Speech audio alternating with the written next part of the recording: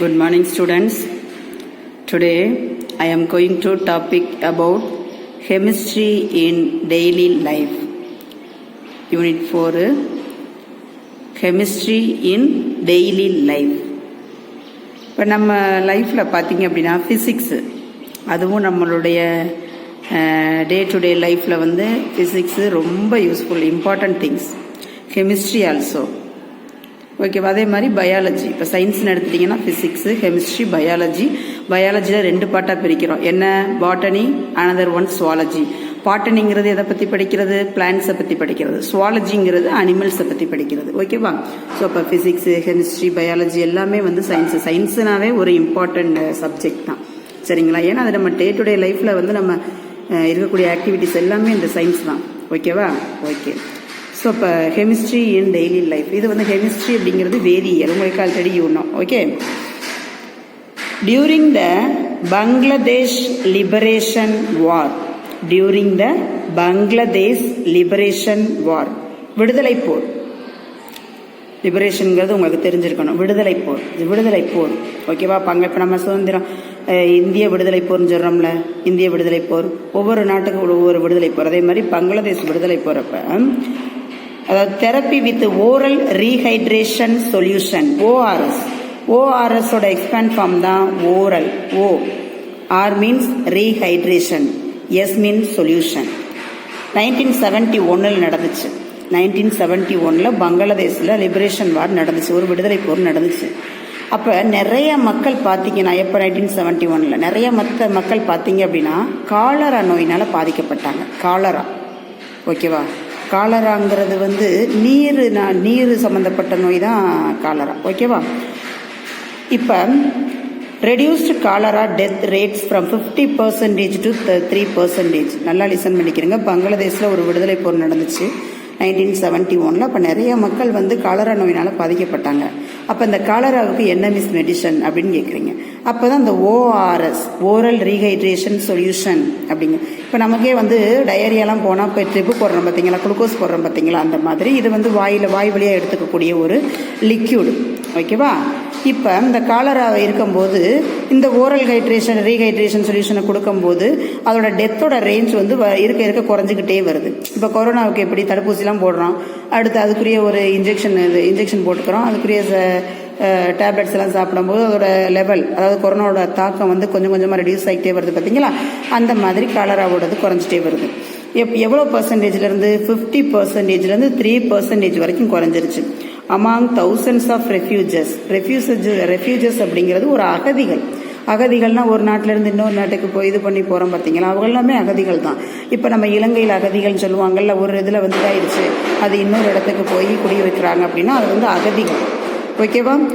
And Indian doctor Dilip மகாலானபிஸ், சொல்லுங்க, மகாலானபிஸ். ஓகேவா. திலீப், இதை ரீட் பண்ணி பார்த்துக்கிறேங்க. Dilip மகாலானபிஸ் had to manage the shortage of saline bottles and cope up with the dehydration faced by the refugees. அவங்களுக்கு வந்து அந்த cholera நோயில் அஃபெக்ட் பண்ணவங்களுக்கு டாக்டர் திலீப் கொடுக்குறாரு. என்ன கொடுக்குறாரு? இந்த ஓரல் ரீஹைட்ரேஷன் சொல்யூஷனை கொடுக்குறாரு, ஓஆர்எஸை கொடுக்குறாரு. Doctor Dilip showed the efficacy of ORS in cholera cases among Bangladeshi refugees. எப்பனா அந்த பங்களாதேஷ் அகதிகளுக்கு வந்து 1971 72 வரைக்கும் அந்த ஓஆர்எஸ், அந்த இதில் தான் அந்த விடுதலை போர் நடந்துச்சு. அப்போ வந்து இந்த ஓஆர்எஸ் கொடுக்குறாரு.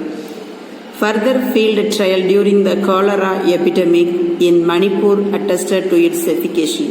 ORS has since saved the lives of millions of children around the world. மணிப்பூர்லேயும் இதே மாதிரி தான் இருக்கும்போது இந்த மாதிரி காலரா நோய் நிறைய பேர் சில்ட்ரன்ஸ் வந்து பாதிக்கப்பட்டாங்க, குழந்தைகள் வந்து நிறைய பேர் அஃபெக்ட் ஆகிருக்காங்க.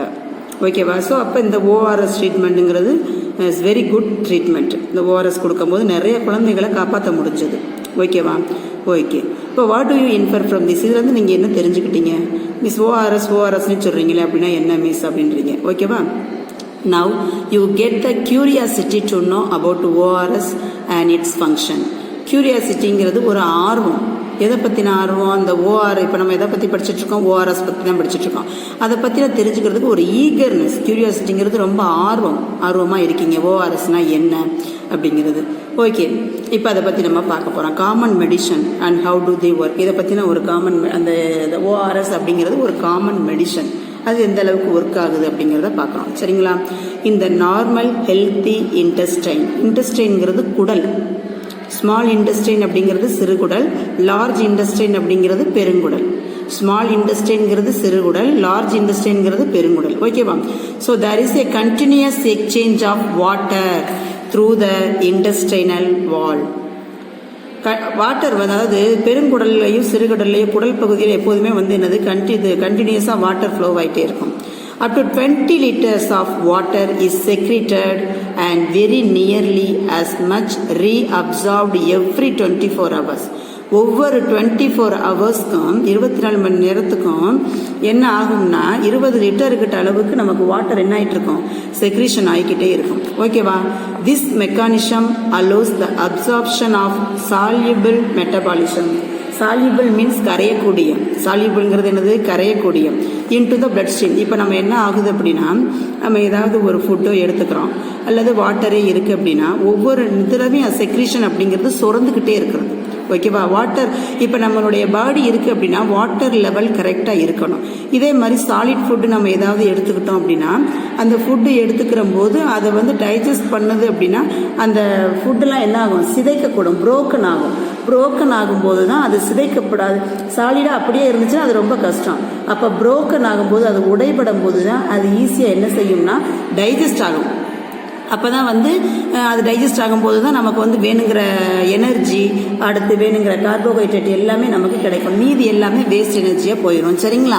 அதுதான் இந்த மெத்தடு. ஸோ அப்போ ரத்த ஓடைக்குள்ளே போகுது. பிளட் ஸ்ட்ரீம்ங்கிறது ரத்த ஓடைக்குள்ளே போகுது. Okay, when a person become sick, எப்போ ஒரு மனிதன் நோய்வாய்ப்படுறாரோ, எப்போ எதனால? Due to diarrhoea. டயரியா அப்படின்னா உங்களுக்கு தெரியும், வயிற்றுப்போக்கு. டயரியானா என்ன? வயிற்றுப்போக்கு. Water is expelled and the body is not able to retain the liquid balance.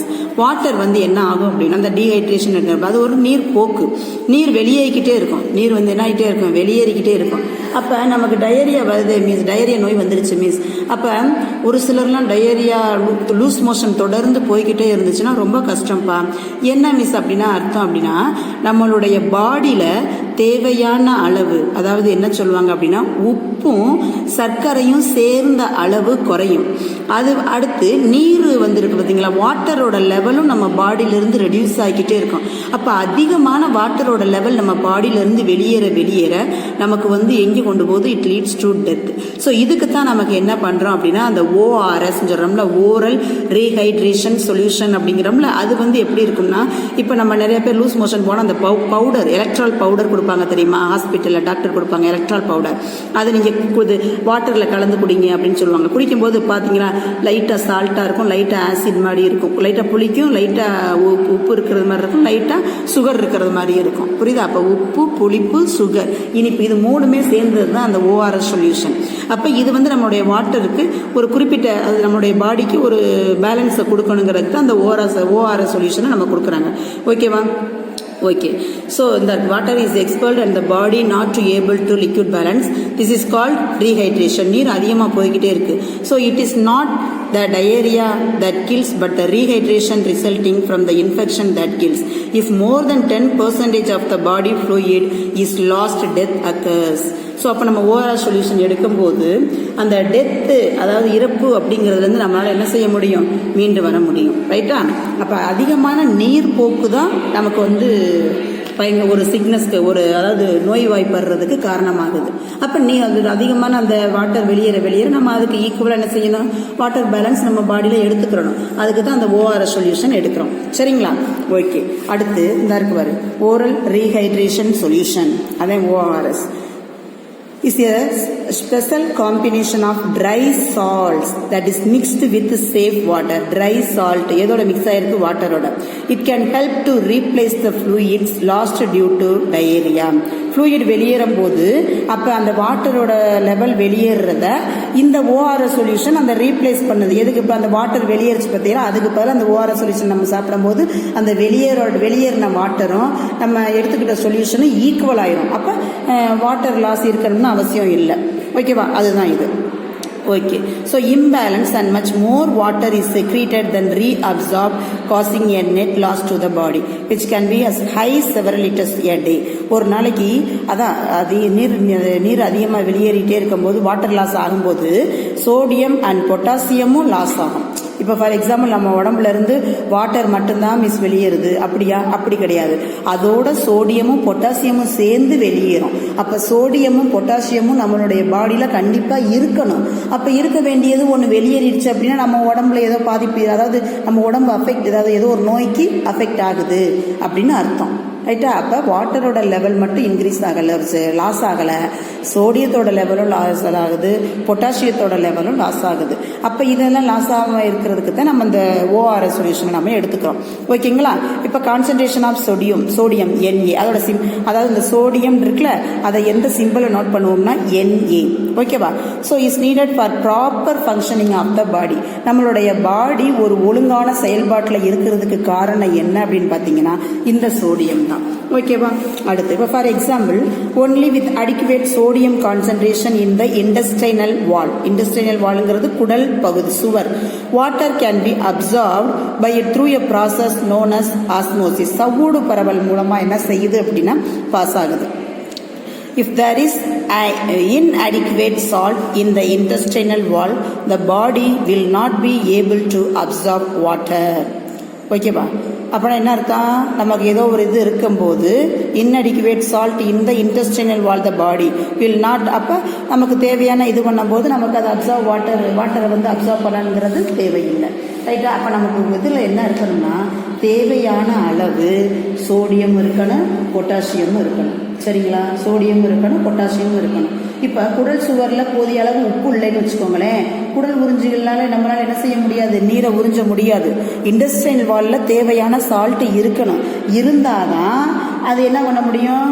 அந்த வாட்டர் அப்சார்பன் இருக்குல்ல, அது வந்து வாட்டரை அப்சார்ப் பண்ண முடியும். இல்லைன்னா உப்பு இல்லைன்னா அதை அப்சார்ப் பண்ண முடியாது. அப்போ sodium is very very important. ஓகேவா? அதுக்கப்புறம் the saline bottle directly transfers water and sodium into the bloodstream. இப்போ சலைன் பாட்டில் போடுறாங்கல்ல, இப்போ டயரியாவாக போகுது, வாமிட்டிங் சென்ஸாக இருக்குது அப்படின்னா டாக்டர் போன உடனே ஒரு மை எழுதுவோம், அவருக்கு எழுதணும். என்ன எழுதணும்? குளுக்கோஸ் பாட்டில் போடணும் அப்படின்னு சொல்லுவார், அதாவது ட்ரிப்பு போடணும் அப்படின்னு சொல்லுவோம். ஓகேவா? அதில் என்ன வெறும் தண்ணி தான் இருக்குது அப்படின்னு சொல்லுவோம். ஆமாம், அந்த தண்ணி தான், அதான் ஓரல் ரீஹைட்ரேஷன். நம்ம வந்து இந்த எலக்ட்ரால் பவுடர் கொடுக்குறாங்கல்ல, அந்த மாதிரி தான் அதில் இருக்கும். அதில் அந்த சோடியம், ஒரு சில இன்க்ரீடியன்ஸ் அதில் இருக்கும். சோடியம் இருக்கும், அந்த நமக்கு பாடிக்கு அந்த டைமுக்கு என்னென்ன தேவையோ அது எல்லாமே அதில் இருக்கும். ஓகேவா? அதை தான் சொல்கிறேன். Okay. However the saline water is administered through mouth intestinal wall. It's not able to absorb neither water nor sodium. ஓகேவா? இது என்ன சொல்கிறாங்க அப்படின்னா அந்த சலைன் பாட்டிலை நம்ம அது உடலில் செலுத்தும் போது வாட்டர் அண்ட் சோடியம் இது வந்து என்னது டைரெக்டாக நம்முடைய பிளட் ஸ்ட்ரீமுக்கு போகுது. ஓகேவா? ஆனால் சால்ட் இருக்குது பார்த்தீங்களா, அது என்ன செய்யுது? இந்த ஓரல் ஹைட்ரேஷனை வந்து வாய் வழியாக, மவுத் வழியாக நம்ம எடுத்துக்கிற போது நம்ம பாடி என்ன இருக்குது? அந்த சால்ட்டை, இது வாட்டரையும் சோடியம் சால்ட்டையும் உறிஞ்ச முடியாது, அப்சார்ப் பண்ண முடியாது. ஆனால் குளுக்கோஸோடு நம்ம எடுத்துக்கிற போது என்ன ஆகும் அப்படின்னா வாட்டரு, சால்ட்டு, குளுக்கோஸ் இது மூணும் நம்ம பாடியில் எடுத்துக்கிறது ரொம்ப பெட்டர். அப்போ தேவையான அளவு வாட்டரும் இருக்கும், தேவையான அளவு சால்ட்டும் இருக்கும், தேவையான அளவு சுகர் இருக்கும், தேவையான அளவு நமக்கு பாடியில் இருக்க வேண்டியதாக இருக்கும். இதை குளுக்கோஸோட சேர்த்து எடுத்துகிட்டு இருக்கும்போது அதனால தான் சலைன் பாட்டில் போடுங்க அப்படின்னு. இப்போ நம்ம என்ன தான் வாய் வழியாக போட்டாலுமே ஏன் குளுக்கோஸ் மூலமாக போடுறோம் அப்படின்னா அதனால தான் நாங்கள் உங்களுக்கு இன்ஜெக்ஷன் போடணும் இருங்க அப்படின்னு டாக்டர் சொல்லுவாங்க. வெறும் பாட்டிலில் போட மாட்டாங்க. அப்போ அந்த இது போடும்போது நமக்கு என்ன ஆகும்? அந்த வாட்டர் எடுத்துக்கிற போது அந்த சலைன் பாட்டில் நம்ம பாடியில் உள்ளே வரும்போது தேவையான அளவு சால்ட் இருக்கும், வாட்டர் இருக்கும், அதுக்கப்புறம் என்னது குளுக்கோஸ் லெவல், இது மூணு நம்ம பாடியில் வரும்போது ஒரு சேஞ்சஸ் இருக்கும் நம்ம பாடியில் அப்படின்னு சொல்கிறாரு. ஓகேவா? இதுதான் திலீப் மஹாலபாபைஸ் அப்படின்னு சொல்லுவோம். ஓகேவா? அவர் வந்து ஒரு டாக்டர், ஃபேமஸ் டாக்டர். அதுக்கப்புறம் பார்த்தீங்க அப்படின்னா டியூரிங் டயேரியா, இப்போ டயேரியா போகுது, டயரியானா வயிற்றுப்போக்கு இருக்கிற ஒரு ஆளு. The intestine is still able to observe glucose molecules. என்னது, அதாவது நம்ம பாடியில் ஒரு வயிற்றுப்போக்கு நடக்கும்போது என்ன ஆகும் அப்படின்னா, அந்த சோடியம் அயான்ஸ் இருக்குது பார்த்தீங்களா, அது வந்து செறிவின் அடிப்படையில் நம்ம அது உடல் செல்லுக்குள்ளே போகும். சோடியம் அயனி எங்கே போகுது, நம்முடைய உடல் செல்லுக்குள்ளே போகுது. இதனால் நமக்கு வயிற்றுப்போக்கு வரும்போது நமது குடல் வந்து குளுக்கோஸ் மற்றும் உப்பு மூலக்கூறுகளை என்ன செய்ய முடியும், உறிஞ்ச முடியும். ஓகேவா? அப்போ சோடியம் தான் பெஸ்ட்டு.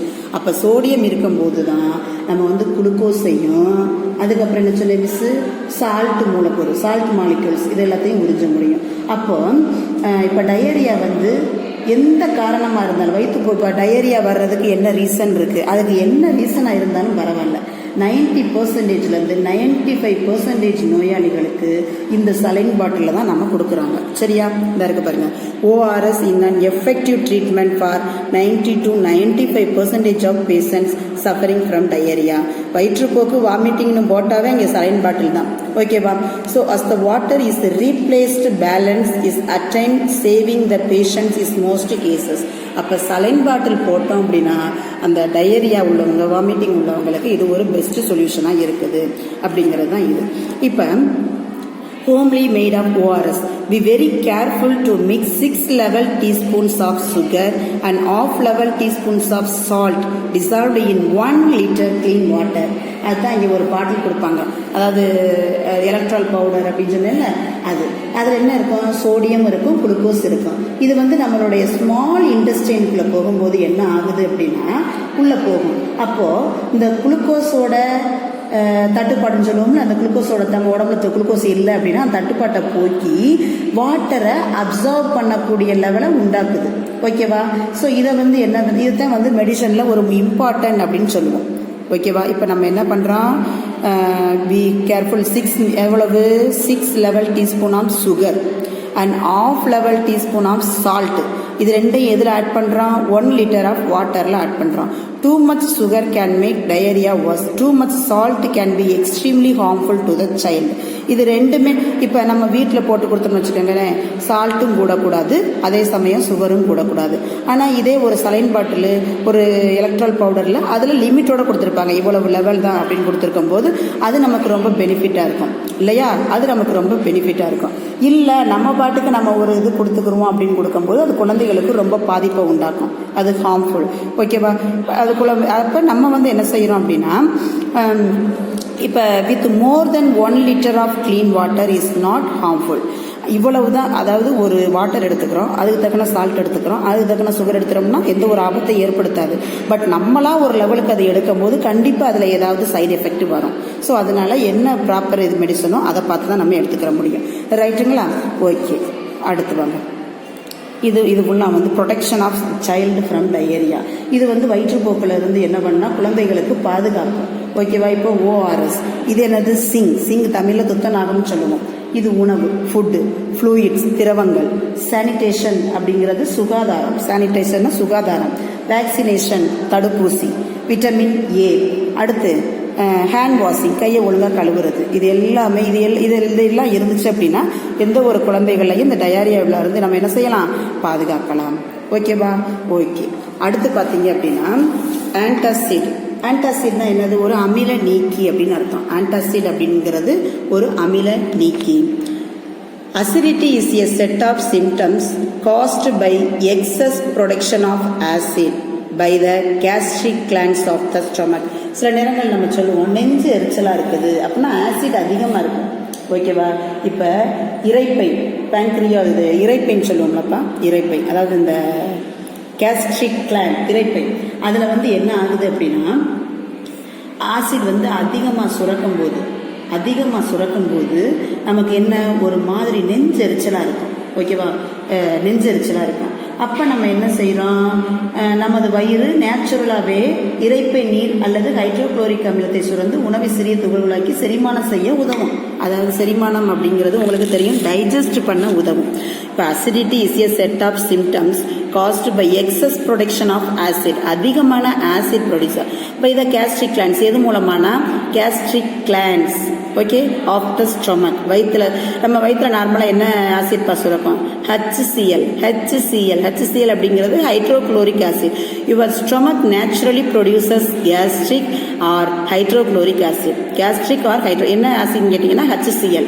டு ஹெல்ப், இது ஏன் மிஸ் இந்த HCl நம்ம ஸ்டொமக்கில் வந்து ப்ரொடியூஸ் ஆகுது அப்படின்னு கேட்டால், help digest and break down food. உணவை வந்து என்ன செய்யறது? உடைக்கிறதுக்கு, டைஜஸ்ட் பண்ணுறதுக்கு. ஓகேவா? ஏன்னா எந்த ரொம்ப ஒரு சாலிடான ஃபுட் எடுக்கும்போது அது அப்படியே உள்ள போகும். அதை சின்ன சின்ன பொருட்களாக சிதைவடைய செய்யும், புரோக்கன் உடைச்சு அதுக்கப்புறம் தான் அது நம்மளுடைய டைஜஷனுக்கு யூஸ்ஃபுல்லாக இருக்கும். Okay, so acidity issues arise when there is excess production of this acid due to triggers such as acetic foods. அதாவது அமிலம், ஆசிட் அதிகமாக இருக்கிற ஃபுட்டை நம்ம எடுத்துக்கிறோம். அடுத்து ஸ்பைசி ஃபுட்டு, இந்த இதெல்லாம் சில நேரங்களில் இந்த ஃபாஸ்ட் ஃபுட்லாம் எடுக்கிறோம். அதுக்கப்புறம் இந்த மேகி, குறுக்குறு இதெல்லாம் எடுத்துக்கிட்டு இருக்கோம் பார்த்தீங்களா? இது எல்லாமே வந்து நெஞ்செரிச்சலை உண்டாக்கும். இது ஆல்கஹால். அடுத்து rehydration and stress. when acidity occurs, எப்போ வந்து acidity நெஞ்செரிச்சலாக இருக்குதோ, the excess acid may move up from your stomach to your esophagus. Means அப்போ நம்ம ஸ்டொமக்கில் இருந்து ஈசோபாக்கஸ்ங்கிறது உணவு குழாய். ஸ்டொமக்கில் இருந்து எங்கே போகுது? உணவு குழாய்க்கு போகும்போது தான் ஒரு மாதிரி நெஞ்சு கரிக்குதுன்னு சொல்லுவோம். அதுக்கப்புறம் ஒரு மாதிரி ஏதாவது செய்யும் ஸ்டொமக்கில். ஓகேவா? ஸோ அதுதாங்க. ஸோ இந்த lining of your stomach with pH 1 to 3 is design as so withstand a high acidic environment. இப்போ நம்மளுடைய பார்த்தீங்கன்னா, அதாவது ஆசிடும் சேம் லெவலில் இருக்கணும். பேஸ், ஆசிட் பேஸ்ன்னு சொல்லுவோம். அமிலம், காரம் அப்படின்னு சொல்லுவோம். ஆசிடுங்கிறது இந்த நம்ம ஃப்ரூட்ஸ் எடுத்துக்கிறோம். லெமனில் என்ன ஆசிட் இருக்குது? Citric acid. டேட்ஸ் எடுத்துக்கிறோம், இது திராட்சை எடுத்துக்கிறோம், கிரேப்ஸ், அதில் டார்டாரிக் ஆசிட் இருக்குது. ஆரஞ்சுலேயும் சிட்ரிக் ஆசிட் இருக்குது. ஆப்பிளில் மாலிக் ஆசிட் இருக்குது. அப்போ பாலில் லாக்டிக் ஆசிட் இருக்குது. இப்போ நம்ம ஒன்று இந்த மாதிரி ஃபுட்டு எடுத்துக்கிட்டு இருக்கும்போது அதில் ஆசிட் இருக்குது. சரிங்க மிஸ், அப்போ பேஸ் அப்படின்னு வரும். இப்போ ஆசிட் பேஸ் அப்படின்னு சொல்கிறோம். பேஸ் அப்படிங்கிறது எதை சொல்லுவோம் அப்படின்னா, நம்ம அந்த டிடர்ஜென்ட் இருக்குல்ல, கிளீனிங் டிடர்ஜென்ட், இந்த சோப்பு, இதெல்லாம் வந்து காரத்துவம் வாய்ந்தது. ஓகேவா? சரி, அப்போ ஆசிட் பேஸ் பிஹெச்சோட வேல்யூ எவ்வளவு இருக்குது அப்படின்னா 14 வரைக்கும் இருக்கணும். இதில் நடுவில் இருக்கக்கூடியது 7. அடுத்து 1 2 3 4 5 6 வரைக்கும் இருக்கக்கூடியது ஆசிட். அதுக்கப்புறம் இது 7 8 9 10 11 12 13 14. அப்போ டோட்டலாக எவ்வளோ வரைக்கும் இருக்குன்னா 14. அப்போ பிஹெச்சோட வேல்யூ எவ்வளவுன்னு பார்த்தீங்க அப்படின்னா 14 தான். இதிலிருந்து இது ஹைட்ரஜன் அயான்ஸ் அப்படின்னு சொல்லுவோம். அடுத்து POH அப்படிங்கிறது ஹைட்ராக்சி ஆர் ஹைட்ராக்சில் அப்படின்னு சொல்லுவோம். OH அப்படிங்கிறது ஹைட்ராக்சி ஆர் ஹைட்ராக்சில். இந்த ஹெச்ங்கிறது ஹைட்ரஜன் அயான்ஸ், OHங்கிறது ஹைட்ராக்சில் அயான்ஸ். ஓகேவா? இது வந்து நீங்கள் ஹையர் கிளாஸில் படிக்க வருவீங்க. இதில் இதை பேஸ் பண்ணி நிறைய ப்ராப்ளம்ஸே இருக்குது. ஓகே, இதை பார்ப்போம். பிஹெச்சோட வேல்யூ நம்ம வந்து 14 தான் நமக்கு நார்மல். இந்த நடுவில் இருக்கிற 7ங்கிறது நியூட்ரல், நடுநிலை உடையது. அப்போ நம்மளுடைய பாடியோடது எவ்வளோன்னு பார்க்கும்போது 7 வரும். ஓகேவா? ஓகே, அடுத்து when we have acidity or heartburn, நெஞ்செரிச்சல், we are administered a class of medicines known as antacid. அப்போ நெஞ்செரிச்சல்றப்போ வந்து நம்ம ஏதாவது ஒரு இது எடுத்துக்கிறோம் பார்த்தீங்களா, அந்த மருந்து பொருளுக்கு பேர் தான் ஆன்டாசிட்ஸ். ஓகேவா? அப்போ வாட் இஸ் நோன் அஸ் ஆன்டாசிட்ஸ்னு எடுத்துக்கலாமா? என்ன answer? when we have acidity or heartburn. எப்போ வந்து நம்ம அசிடிட்டி அல்லது ஹார்ட்பர்ன் ஃபீல் பண்ணுறோமோ அப்போ நாம் வந்து எடுக்கக்கூடிய மெடிசனுக்கு பேர் தான் antacids. they are actually weak bases. As learned in chemistry, when a base is mixed with an acid, a neutralization reaction occurs. When antacids are consumed, it creates a chemical reaction in the stomach, lowering the acidity and makes the digestive acids less corrosive and damaging. அப்போ என்ன அப்படின்னா, நமக்கு வந்து acidity அல்லது நெஞ்செரிச்சலை உண்டாக்கும் போது எடுத்துக்கொள்ளும் மருந்துக்கு ஆன்டாசிடுங்கிறத பேசிட்டோம். அதுக்கப்புறம் இது வந்து ஒரு வலுவற்ற காரம், அதாவது எஃபெக்டிவாக இல்லாத ஒரு பேஸ். இப்போ ஒரு அமிலத்தோட வந்து நம்ம என்ன பண்ணுறோம்? சரியான அளவு காரத்தை சேர்க்குறோம், அதாவது ஆசிடோட பேஸை சேர்க்குறோம். அப்போ அது என்ன ஆகுது? நியூட்ரல் ஆகுது. அதனால தான் இங்கே சொன்னேன் 7ங்கிறது வந்து நியூட்ரல். ஃபஸ்ட்டு உள்ளது 6 ஆசிடு, அதுக்கப்புறம் அங்கிட்ட உள்ளது பேஸ். அப்போ இந்த ஆசிடோட அந்த பேஸை சேர்க்கும் போது அது நியூட்ரல் ஆகுது. ஓகேவா? அப்புறம் இதே போல் இந்த நம்ம ஆன்டாசிட் மெடிசனை வந்து நம்ம எடுத்துக்கிற போது அதில் கெமிக்கல் ரியாக்ஷன் நடக்குது. கெமிக்கல் ரியாக்ஷன் நடக்கும்போது குறைந்த அரிக்கும் தன்மை வாய்ந்ததாக மாறுது. ஓகேவா? அதாவது குறைந்த அரிக்கும், அதாவது அந்த இங்கே ஒரு வேர்டு சொல்லியிருக்கோம். என்ன வேர்டு இந்த இருக்குது பார்த்தீங்களா? கொரோசிவ் அண்ட் டேமேஜிங், அரிக்கும் தன்மையுடையதாக அது மாறுது. ஓகே, இப்போ இதில் நிறைய ஆன்டாசிட்ஸ் நிறைய இருக்குது மிஸ். அதில் என்னென்ன மிஸ் ஆன்டாசிட்ஸ் அப்படின்னு பார்த்தீங்க அப்படின்னா, most of the common antacids are sodium bicarbonate, NaHCO3. என்னங்கிறது சோடியம், CO3ங்கிறது கார்பனேட், இந்த ஹச் அப்படிங்கிறது தான் இங்கே பைங்கிறத மீன் பண்ணுது. அப்போ சோடியம் பை கார்பனேட். அதுக்கப்புறம் கால்சியம் கார்பனேட் CaCO3. அடுத்து மெக்னீசியம் ஹைட்ராக்சைடு. நான் சொன்னேன்ல மிஸ், ஹைச்னு வந்துச்சுன்னா ஹைட்ரஜன், OHன்னு வந்துச்சுன்னா ஹைட்ராக்சைடு, அதாவது ஹைட்ராக்சைடு OH2. அடுத்து மெக்னீசியம் கார்பனேட், Mgங்கிறது மெக்னீசியம், CO3ங்கிறது கார்பனேட். அடுத்து அலுமினியம் ஹைட்ராக்சைடு, Al அலுமினியம், OH3ங்கிறது ஹைட்ராக்சைடு. ஓகேவா? அப்போ OHனாவே ஹைட்ராக்சைடு தான், OHனாவே ஹைட்ராக்சைடு, வெறும் H மட்டும் வந்தால் ஹைட்ரஜன். அப்போ what are the common antacids அப்படிங்கிற ஒரு 2 மார்க்கில் கேட்டால் எழுதலாமா? என்ன? Sodium bicarbonate, calcium carbonate, magnesium hydroxide, magnesium carbonate, aluminium hydroxide. These are all the common antacids. ஓகேவா? இந்த மெக்னீசியம் ஹைட்ராக்சைடு. ஓகேவா? சொல்யூஷன் ப்ளஸ் இதோட என்ன சேர்க்குறோம்? HCl. அப்போ magnesium chloride plus 2 hydrogen oxide. ஓகேவா? இது அயோடின் HCl. ஓகேவா? இப்படி ஒரு ஈக்குவேஷன் உங்களுக்கு இதில் இருக்காது, நீங்கள் இதை எழுதிக்கலாம். MgOH2 magnesium hydroxide plus 2 HCl hydrochloric acid. அப்போ மெக்னீசியம் குளோரைடு ப்ளஸ் இது என்னன்னு சொல்லுவோம்னா 2 ஹைட்ரஜன், அதாவது இது H2O அப்படிங்கிறது உங்களுக்கு தெரியும். What is the chemical formula for water? H2O is the chemical formula for water. ஓகேவா? அப்போ வாட்டரும் வெளியாகுது. Magnesium chloride plus water. H2O அப்படின்னா என்னது? Water. 2 hydrogen plus 1 oxygen. Hydrogen 1 element, oxygen 1 element. இந்த 2 எலமெண்ட்ஸும் கம்பைன்ட் ஆகி ஒரு காம்பவுண்டை உருவாக்கும். ஹைட்ரஜன் எலமெண்ட்டு, ஆக்சிஜன், அதாவது ஒன்று இருக்கிறதுக்கு பேர் element. 2 or more elements combine to form the compound. 2 அல்லது அதற்கு மேற்பட்ட தனிமங்கள் ஒன்றா சேர்ந்து ஒரு சேர்மத்தை உருவாக்கும், அதுக்கு பேர் காம்பவுண்ட். ஓகேவா? அப்போ இதில் ஹைட்ரஜன்கிறது 1 எலமெண்ட், ஆக்சிஜன் அனதர் 1 எலமெண்ட். அப்போ H2O அப்படிங்கிறது காம்பவுண்ட். ஓகேவா? இது ஒரு சேர்மம் அப்படின்னு சொல்லுவோம், ஹைட்ரஜனும் ஆக்சிஜன். அப்போ H2Oங்கிறது எதோட கெமிக்கல் ஃபார்முலா? வாட்டரோட கெமிக்கல் ஃபார்முலா. H2Oங்கிறது water. The chemical formula for water is H2O. The chemical formula for water is H2O. ஓகேவா? அதுக்கடுத்து இந்த ஆன்டிபயோட்டிக்ஸ் இல்லைப்பா. அதுக்கப்புறம் அடுத்து இப்போ ஒரு இம்பார்ட்டன்ட் டாபிக் பார்க்க போகிறோம், கம்பஷன். கம்பஷன்ங்கிறது நேற்றே நான் உங்களுக்கு சொல்லிட்டேன். கம்பஷன் அப்படிங்கிறது எரிக்கிறது. கம்பஷன்னா என்னது? எரிக்கிறது. Can you guess what is common in rusting or iron? Burning coal. இப்போ பர்னிங் கோல், நிலக்கரியை எரிக்கிறோம். ஓகேவா? ஒரு மெழுகுதிரி எரியுது. they all undergo the chemical reaction known as combustion. அப்போ எரிக்கிறதுக்கு பேர் தான் என்னது? Combustion. Combustion is a chemical reaction that occurs in the presence of a fuel and an oxidizing agent that produces energy. எப்போ ஒரு இது எரியுதோ அப்போ இங்கே என்ன இதாகுது அப்படின்னா எனர்ஜி வெளிப்படுது. என்ன வெளிப்படுது? எனர்ஜி வெளிப்படுது. ஓகேவா? எனர்ஜி. இப்போ ஃபார் எக்ஸாம்பிள் இரும்பு உருகுது, அயன் உருகுது, அதுக்கப்புறம் கோல் எரியுது, அதுக்கப்புறம் மெழுகுவத்தி எரியுது. இது எல்லாமே எரிகிறது தான். ஓகேவா? இப்போ எரிதல்ங்கிறது ஒரு எரிபொருள் ஆக்சிஜனேற்ற காரணியின் முன்னிலையில் நிகழும் வேதிவினைன்னு அர்த்தம். ஆக்சிஜனேற்ற காரணி. ஓகேவா? அது ஒரு வேதிவினை, ஒரு கெமிக்கல் ரியாக்ஷன். இதில் என்னென்ன இருக்குது அப்படின்னா வெப்பம். வெப்பம்ங்கிறது என்னது? ஹீட்டு, எனர்ஜி, ஆற்றல் மற்றும் லைட்டு. இது எல்லாமே ஒரு இது எரியுது அப்படின்னா இது மூணுமே வெளிப்படும். என்னென்ன மூணுமே வெளிப்படுது அப்படின்னா என்னது? எனர்ஜி, ஆற்றல், அதுக்கப்புறம் ஹீட்டு, வெப்பம், அதுக்கப்புறம் லைட், ஒளி. இது மூணுமே வெளிப்படுது. ஓகேவா? What we call as burning is really a combustion reaction. எரிகிறது அப்படிங்கிறது ஒரு எரிவினை தான். ஓகேவா? எரிவினை. ஓகே. இப்போ எரிக்கிறத மனிதர்கள் வேணும்னே பயன்படுத்தப்பட்ட முதல் ரசாயன வினைகளில் ஒன்று.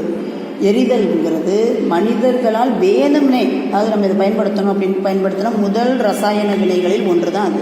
ஓகேவா?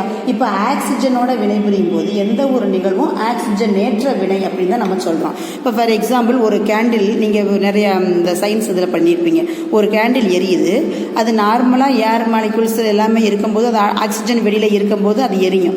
இப்போ ஆக்சிஜனை எரியல, ஒரு டம்ளரை வச்சு அதை மூடி வைக்கிறோம், அந்த கேண்டில் எரியுமா? எரியாது.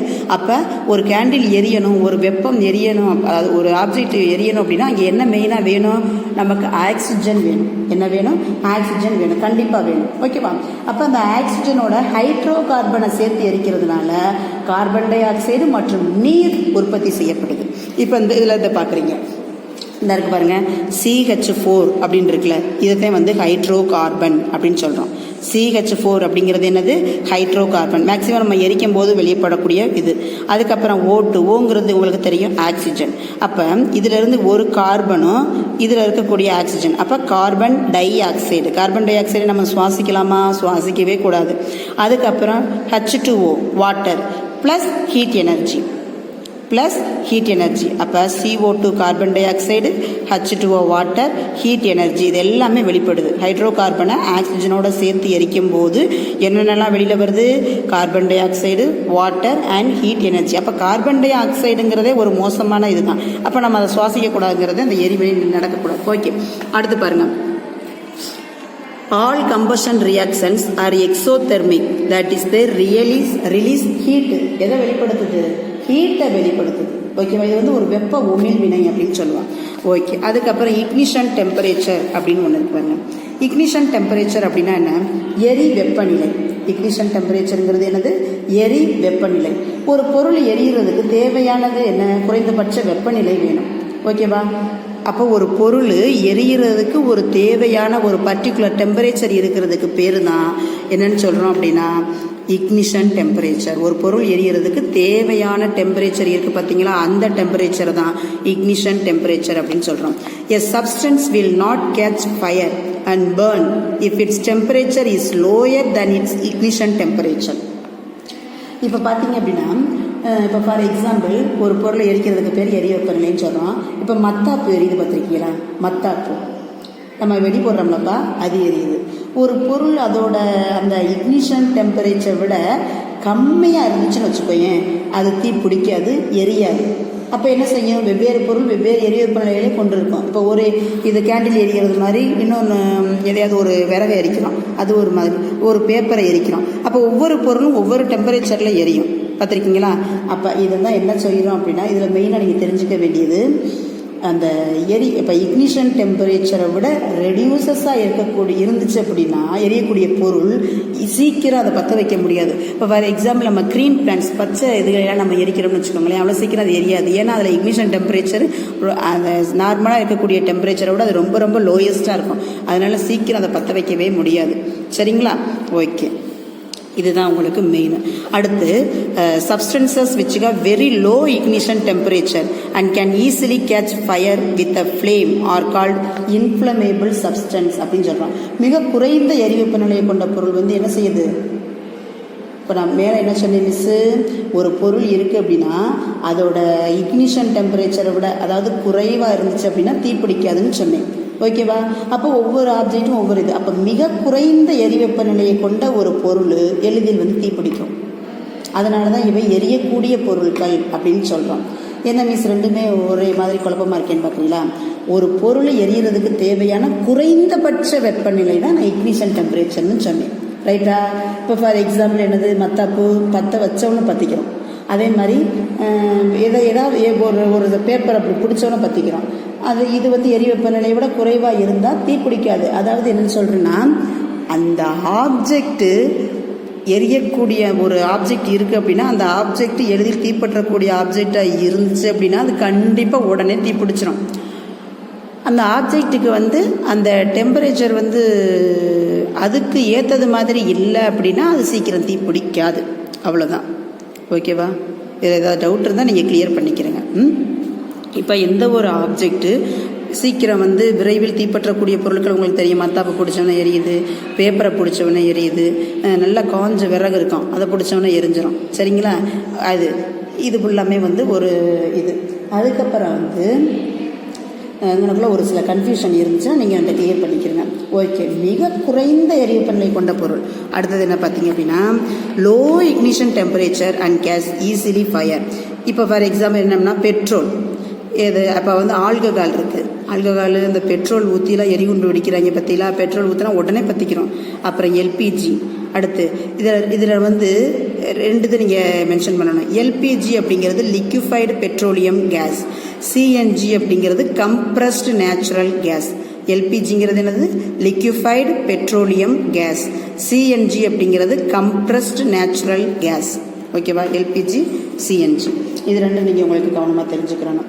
ஓகே, இப்போ அடுத்து ஆக்சிஜன் வேணும், ஹீட்டு, ஃபியூயல், இது 3 சேர்ந்து ஃபயர். இந்த ஃபார்முலா படிச்சுக்கிறோங்க. ஆக்சிஜன் வேணும், ஹீட்டு வேணும், ஃபியூயல் இது சேர்ந்து 3 சேர்ந்து தான் ஃபயர். ஓகே, அதுக்கப்புறம் ஒரு இம்பார்ட்டன்ட் டாபிக் பார்த்தீங்கன்னா structure of a candle flame. இதில் அதுக்கு முன்னால் அந்த கலர்ஃபுல் ஃப்ளேம் என்னென்ன கலர் இது, அதாவது என்னென்ன கலர்லாம் லைட் எரியும், என்னென்னது போட்டால் எப்படி எரியும் பார்க்கணும். ஒயிட் ஃப்ளேம் வெள்ளை கலரில் எரிஞ்சுன்னு வச்சுக்கோங்களேன், அது என்னது? எப்சோம் சால்ட்டு. எப்சோம் சால்ட்டு. ஓகேவா? அதுக்கு எப்சோம் உப்பை போட்டோம்னா அது வெள்ளை கலரில் எரியும். அதுக்கப்புறம் வயலட் கலரில் எரியணும்னா லித்தியம் குளோரைடு ஊற்றுனா அது எரியும். அதுக்கப்புறம் இண்டிகோ ஃப்ளேம், அது எப்படி அப்படின்னா பொட்டாசியம் குளோரைடு இது பண்ணால் அது இண்டிகோ. எரிகிறதுல நம்ம அந்த பவுடரெல்லாம் ஆட் பண்ண அது என்ன கலரில் எரியுங்கிறது. இப்போ ஃபார் எக்ஸாம்பிள் ஒரு கேண்டில் பொறி வச்சுக்கிறோங்க, அது எரிஞ்சுக்கிட்டே இருக்குது. அதில் ஒன்று இப்போ ஃபார் எப்சம் சால்ட்டை ஊற்றும் போது அது ஒயிட் கலரில் எரியும், லித்தியம் குளோரைடு போடும்போது வயலட் கலரில் எரியும், பொட்டாசியம் குளோரைடு போடும்போது இண்டிகோ இதில் எரியும், ப்ளீச்சிங் பவுடர் போடும்போது ப்ளூ, அடுத்து போராக்ஸ் பவுடர் போடும்போது க்ரீனு, கால்சியம் குளோரைட் போடும்போது எல்லோ, டேபிள் சால்ட் போடும்போது ஆரஞ்சு கலர், அடுத்து ஸ்ட்ராண்டியம் குளோரைடு இது போடும்போது என்ன கலர்னா ரெட் கலர். ஓகேவா? இதை வந்து நம்ம ஸ்கூல்னால் நம்ம லேப்லேயே செஞ்சு பார்க்கலாம். Okay, flame is a zone of combustion of a combustible substance. Substances which vaporize during burning produce flames. இப்போ இது பார்த்தீங்க அப்படின்னா அதாவது சுடர், ஃப்ளேம்ங்கிறது ஒரு சுடர், எரியக்கூடிய பொருளோட எரிதல் மண்டலம். ஒரு இது எரிஞ்சுக்கிட்டு இருக்கு அப்படின்னா அந்த மேலே ஒன்று இந்த இருக்கு பார்த்தீங்களா, இந்த இருக்கா, இது வேக்ஸ் கேண்டில் எரிஞ்சுக்கிட்டு இருக்கு. அது பாருங்க கலர் கலராக காட்டும். அதில் இது ஃபுல்லாக எரியாத பொருள், இந்த உள்ளே இருக்கிறது எரியாத பொருள், இந்த இதுதான் வந்து நமக்கு எரியக்கூடியது. சரி, இது அடுத்ததில் நம்ம பார்ப்போம். சரிங்களா? Wax, kerosene.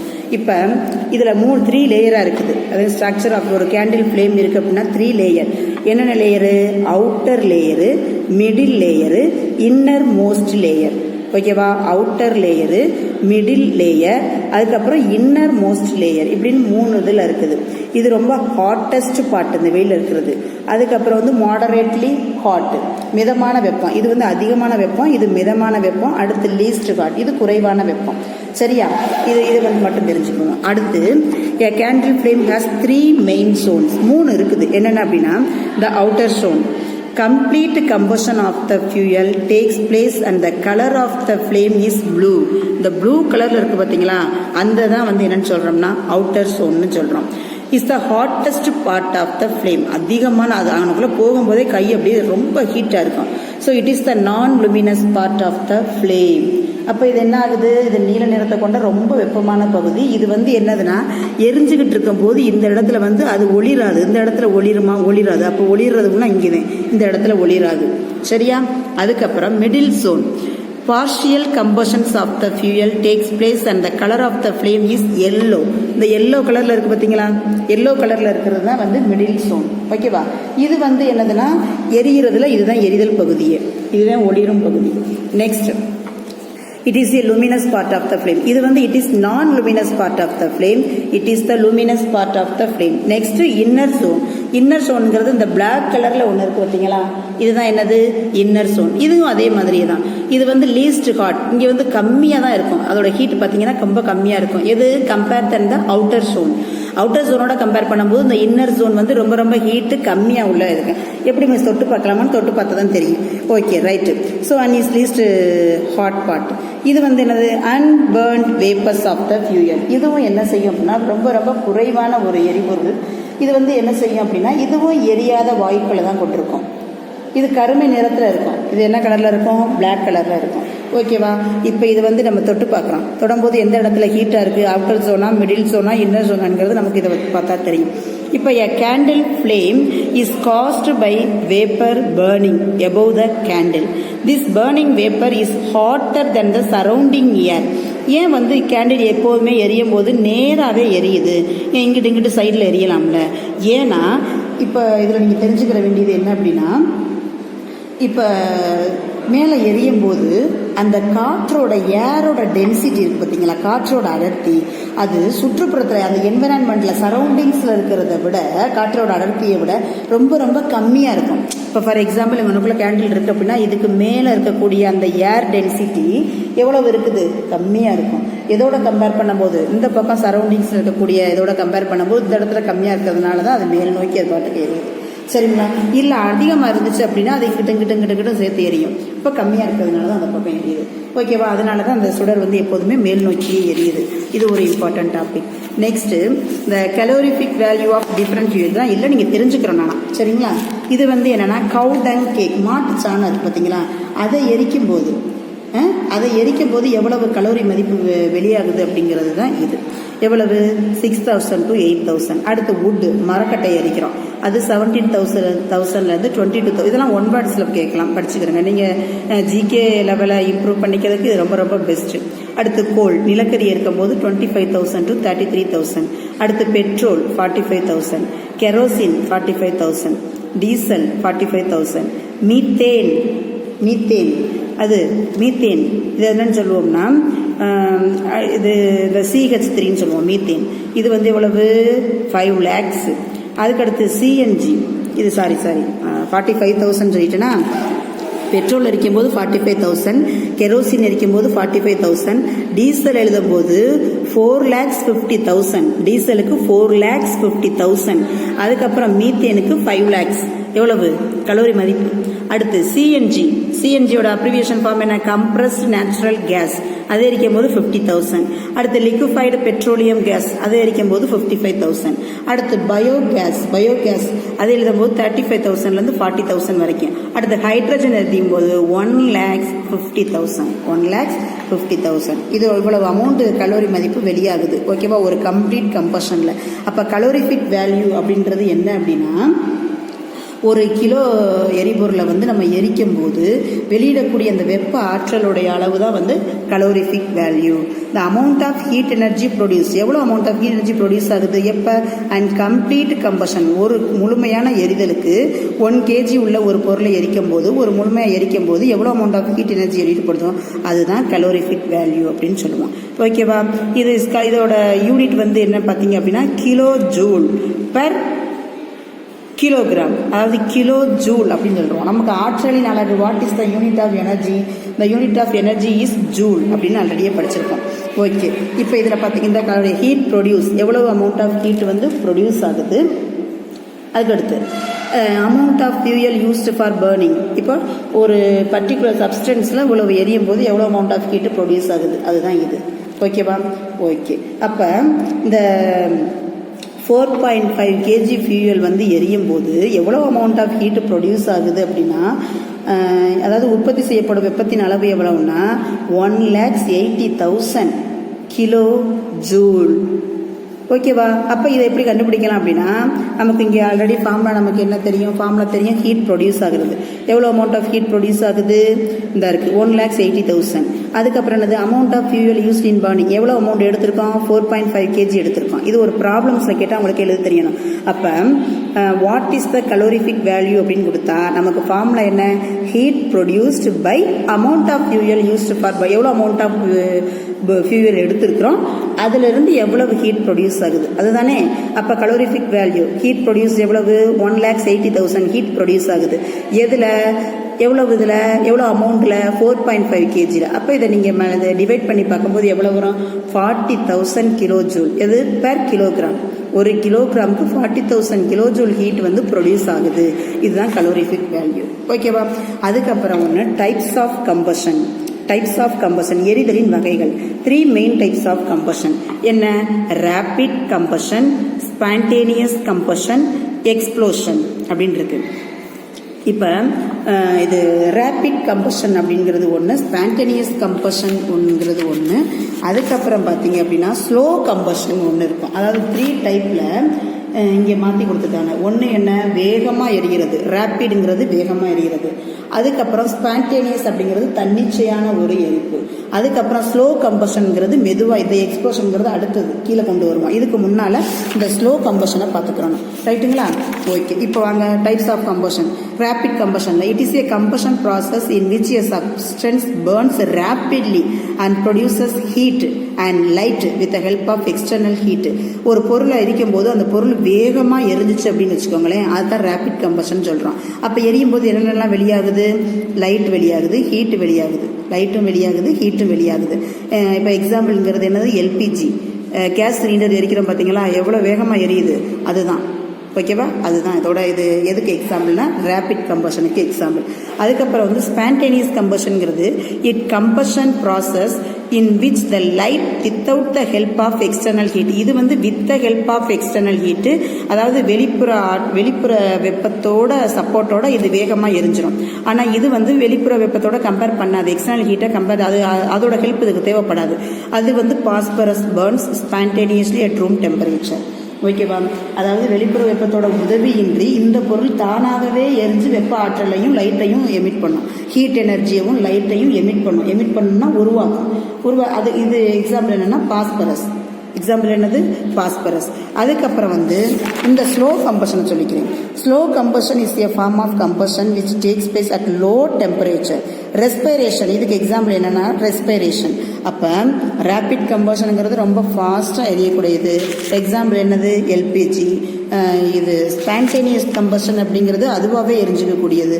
இதுக்கு எக்ஸாம்பிள் என்னன்னா பாஸ்பரஸ். நெக்ஸ்ட் பார்த்தீங்கன்னா ஸ்லோ கம்பஷன், அதுக்கு எக்ஸாம்பிள் பார்த்தீங்க அப்படின்னா ரெஸ்பிரேஷன். நம்ம இந்த சுவாசித்தல் அப்படிங்கிறது இதுக்கு பொருந்தும், சுவாசித்தல். ஓகேவா? குறைந்த வேகத்தில் எரியக்கூடிய இதுக்கு பேர் தான் வந்து ஸ்லோ கம்பஷன். அப்போ இது வரைக்கும் புரிஞ்சா? அதுக்கப்புறம் இந்த இடத்துல எக்ஸ்ப்ளோஷன் இருக்கு பாருங்களேன். கிராக்கர்ஸ் வெடிக்கிறோம் பாருங்க, வெடிக்கிறது. எக்ஸ்ப்ளோஷன்ங்கிறது வெடிக்கிறது. It's a type of combustion in which substance burns suddenly and produces heat, light, sound. வெடிக்கும்போது ஃபார் எக்ஸாம்பிள் வெடிக்கும் போது ஹீட்டு வெளியாகுது, அதுக்கப்புறம் லைட்டு வெளியாகுது, அதுக்கப்புறம் டம்னு ஒரு சவுண்டு கேட்கும் பார்த்தீங்களா, அந்த இப்படி சவுண்டோட வெளியில் வர்றதுக்கு பேர் தான் எக்ஸ்ப்ளோஷன் அப்படின்னு சொல்கிறோம், வெடிக்கிறது. அப்போ இந்த CO இருக்கு பார்த்தீங்களா, இது என்னது? Leads to respiratory problem. ஏன் வெடிக்கக்கூடாதுன்னு சொல்கிறோம் அப்படின்னா அது வந்து ப்ரீத்திங் ப்ராப்ளம், அதாவது ப்ரீத்திங் ட்ரபிளாக இருக்கும், சுவாசிக்கிறதுக்கு சிரமப்படும். ஏன்னா அதோட வரக்கூடிய அந்த கேஸஸ்லாம் ரொம்ப டேமேஜ் ஆன, அதாவது ரொம்ப ரொம்ப ஒரு மோசமான கேஸஸ், அதை நம்ம சுவாசிக்கும் போது ப்ரீத்திங்க்கு ரொம்ப ரொம்ப ப்ராப்ளமாக இருக்கும். அடுத்து CO2, உலகம் வெப்பமாகிறது, குளோபல் வார்மிங் சொல்லுவோம். அடுத்து SO2, sulphur dioxide, nitrogen di oxide. இது வந்து ஆசிட் ரெயின் பெய்யறதுக்கு காரணமான ஒரு கேஸுகளை ப்ரொடியூஸ் பண்ணும். அப்போ ஆசிட் ரெயின் பெய்யறதுக்கு என்னென்ன கேஸஸ் காரணம் அப்படின்னா sulphur dioxide, nitrogen dioxide. Sulphur dioxide, nitrogen dioxide. Global வார்மிங்க்கு CO2. அடுத்து ரெஸ்பிரேட்டரி ப்ராப்ளம்க்கு CO, கார்பன் மோனாக்சைடு. மீன்ஸ் இதுவும் ஒரு CO தான், இதுவும் CO. இது CO. இங்கே ஒன்றுமே இல்லைன்னா ஒன்றுன்னு இருக்குன்னு அர்த்தம். ஒன்றுனா மோனோ, ரெண்டுனா டை, மூணுனா ட்ரை. அப்போ mono carbon monoxide, carbon dioxide, sulphur dioxide, nitrogen dioxide. ஓகேவா? அப்போ monoxide respiratory problem, dioxide global warming, sulphur dioxide, nitrogen di ஆக்சைடுங்கிறது ஆசிட் ரெயின். ஓகேவா? இது நல்லா தெரிஞ்சுக்கிறோங்க. அதுக்கப்புறம் இப்போ characteristics of good fuel. Characteristics of good fuel என்ன மிஸ்? கேரக்டரிஸ்டிக்ஸ் அப்படின்னு பார்த்தீங்க அப்படின்னா ரெடிலி அவைலபிள். என்னென்ன கேரக்டரிஸ்டிக்? அப்போ ஒரு நல்ல ஒரு எரிபொருளுக்கு என்னென்ன இதாக இருக்கும் அப்படின்னா, பண்புகள் என்னென்ன இருக்கும் அப்படின்னா ரெடிலி அவைலபிள், எளிதாக கிடைக்கணும், சீப்பாக இருக்கணும், ஈஸ் டிரான்ஸ்போர்ட் அண்ட் ஸ்டோர். என்ன பண்ணணும்? ஏதாவது ஒரு இடத்துலேருந்து இன்னொரு இடத்துக்கு எடுத்துகிட்டு போகிறதுக்கு ஈஸியாக எடுத்து செல்வது மாதிரி இருக்கணும். அதுக்கப்புறம் பர்ன்ஸ் அட் மாடரேட் ரேட், மிதமான வெப்பத்தில் எரியறதா இருக்கணும். அடுத்து produce large amount of heat, அதிகமான ஹீட்டை ப்ரொடியூஸ் பண்ணணும். do not leave behind any undesirable substances, அதிகமான வெப்ப ஆற்றலை வழங்குறதா இருக்கணும், அதிகமான ஹீட் எனர்ஜியை கொடுக்குற அளவு இருக்கணும். ஓகேவா?